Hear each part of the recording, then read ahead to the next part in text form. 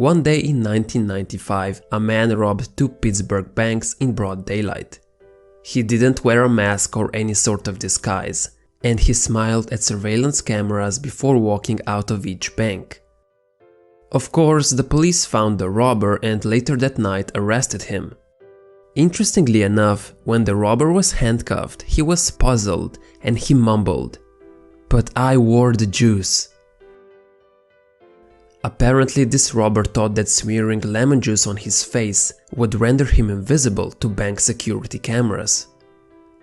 And he didn't just think that, he was pretty confident about it. His rationale was that since the chemical properties of lemon juice are used in invisible ink, it should render him invisible to the bank security cameras. This is obviously a completely dumb way of thinking.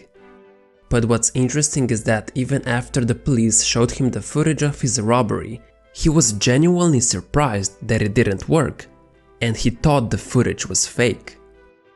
The police concluded that this man was not crazy or on drugs, just incredibly misinformed and mistaken. The funny robbery led two social psychologists, Dunning and Kruger, to study this phenomenon more deeply. Specifically, what interested them the most was the confidence exerted by this robber that made him believe he'd be able to obstruct the security cameras with just lemon juice. To investigate this in the lab, they examined a group of undergraduate students in several categories: their grammatical writing, logical reasoning, and a sense of humor. After knowing the test scores, they asked each student to estimate his or her overall score, as well as their relative rank compared to other students. This is when Dunning and Kruger found something fascinating. They found that the students who scored lowest in these cognitive tasks always overestimated how well they did. And not just by a little, but by a lot. They thought they scored above average, while their score was one of the lowest. So not only were those students incompetent or less skilled in those areas, but they obviously didn't even know just how bad they were at them. Students who scored the highest had more accurate perceptions of their abilities, but they made a different mistake. Paradoxically, the highest scoring students underestimated their performance. They knew they were better than average at the test, but because it was easy for them, they assumed it was easy for everyone. They didn't know that their ability was at the top percentile. Today, this phenomenon is known as the Dunning-Kruger effect. Essentially, low ability people do not possess the skills needed to recognize their own incompetence or lack of knowledge. Their poor self-awareness leads them to overestimate their own capabilities. You can clearly see what I mean in this graph here. Having barely any skill or knowledge leads to massive confidence.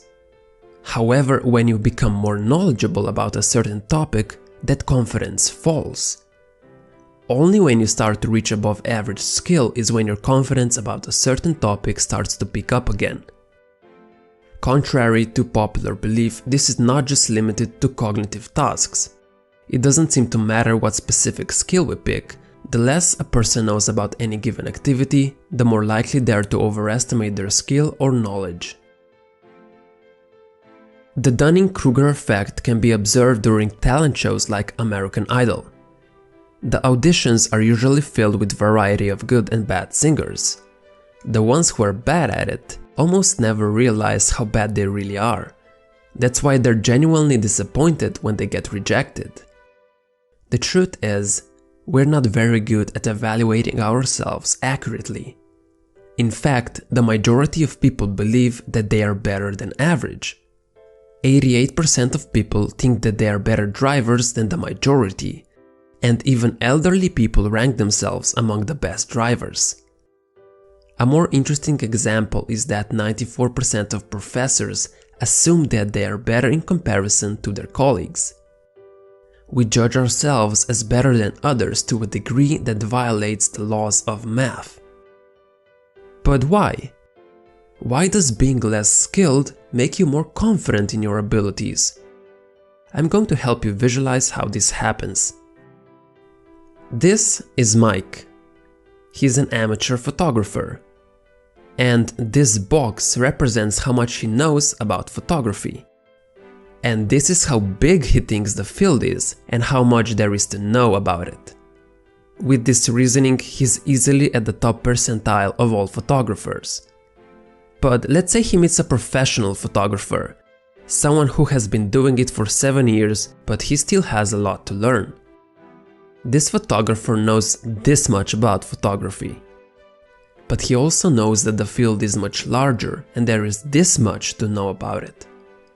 Because this photographer is more knowledgeable about the subject, he knows that this gray area exists. However, Mike does not.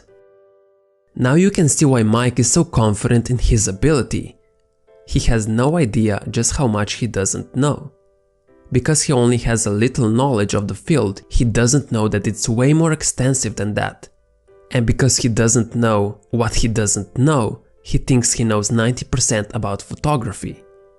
Meanwhile, experts tend to be aware of just how knowledgeable they are, but they often make a different mistake. They assume that everyone else is knowledgeable as well, mostly because others exert so much confidence. In this instance, the photographer is aware he only knows about 70%. But if he met someone like Mike, he would underestimate himself. 90% is better than 70% after all. We are all susceptible to the Dunning-Kruger effect. But how can we prevent ourselves from falling prey to it?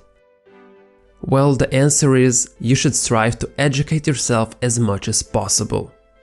You're not expected to know everything after all. Thinking you're always right is a clear sign of foolishness. It seems that the more knowledge people have, the more they realize how little they know in reality. In other words, the more people know about a certain issue, the more they realize how complicated, unexplored and extensive it is, and how many things they do not understand or know yet. It's a beautiful paradox in which the more we study something, the less we know about it. On the other hand, people who dabble on the surface of anything they pursue will never know how much they still have to learn.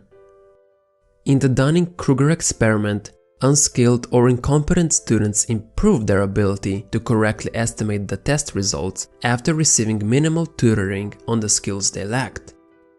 It's helpful to have someone who is ahead of you show you what you have yet to learn. So, next time you feel confident that you know a lot about something, take a closer look at the topic, as it could be that you're a victim of the Dunning-Kruger effect. You just might not know what you don't know. Thanks for watching. If you enjoyed the video, hit the like button. And if you're not subscribed, make sure to subscribe. This way you won't miss out on more videos that will make you better than yesterday.